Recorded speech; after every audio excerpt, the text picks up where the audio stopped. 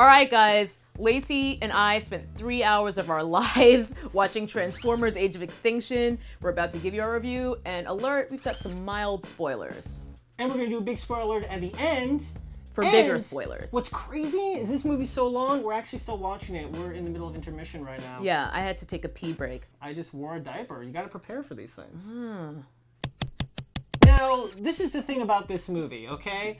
I got a lot of things about this movie, but go on. I'll say one thing. I'll say one positive thing before we really get into this. I actually thought this movie was better than Transformers 2 and 3. That being said, I think Transformers 2 and 3 are terrible. Right. Terrible movies.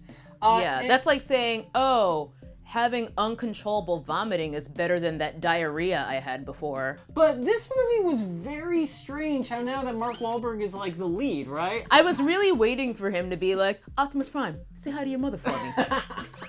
I think the funniest part about this is he's basically playing Rick Moranis. Oh my god, you read my mind. Right? I was just like, this obviously should have been Rick Moranis. Like, Right. that is, it's in my notes, Yeah, guys. yeah, he's making like wacky inventions that don't work. Yeah, they even give him glasses for moments when he's like in his lab. I was just like, look, putting glasses on Mark Whalberg does not make me believe him as an inventor for a second. Yeah, it's really bizarre. For some reason, T.J. Miller is in the movie. Yes, you have to have someone replace the comedy genius of Shia LaBeouf. Right. And who else but T.J. Miller, right?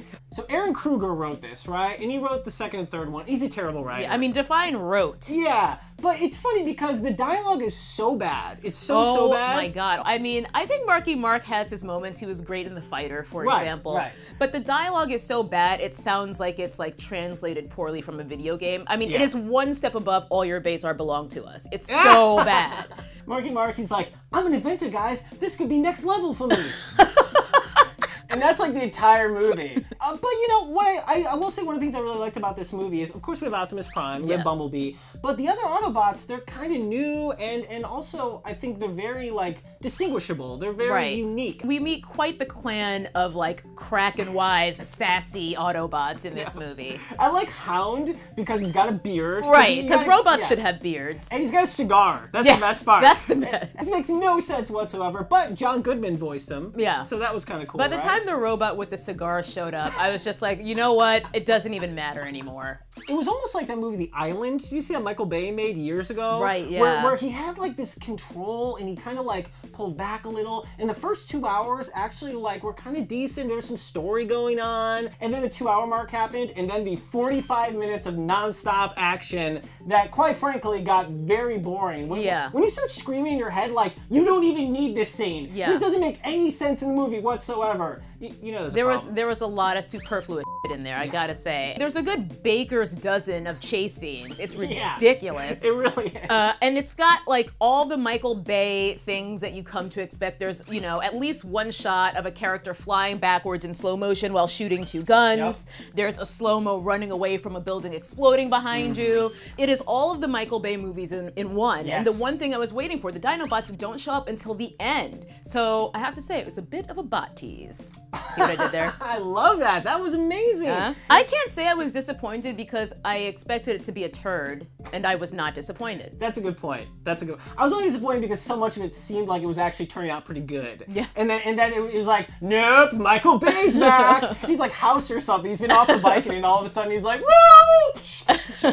There's a point where Lockdown's face turns into a gun, and I was just like, okay, that was cool. Yeah. You got me again, Michael Bay. Yeah. You got me again. All right, T, are you ready for spoilers? Spoilers! Okay, this is what's really cool about this movie, all right? The main Decepticon is Galvatron, right? Now, what's really excellent about that is for you fans of Transformers, Galvatron has come back in many different times. There's been many different ways in the animated series, but a lot of times he is the new version of Megatron. Right. And that's what they did in this movie, and I think the most exciting thing about it isn't that Megatron's back, but finally, Frank Welker is back as the voice of Megatron. Big deal. I mean, that's a huge deal. I have friends that like hated the fact that Michael Bay was like, no, we don't need Frank Welker. We'll get Hugo Weaving, and that's a big deal, I think. Sure, but Michael Bay, I'm still mad at you. What are you gonna do? He's gonna be crying in his Scrooge McDuck pool of money. Why won't he accept me? And also, I mean, if you guys don't already know this, we find out finally, definitively, how the dinosaurs became extinct. Right. So you got that to look forward to. Yeah. Science. Spoiler alert, has to do with Transformers. Yeah. And Transformium. And Transformium.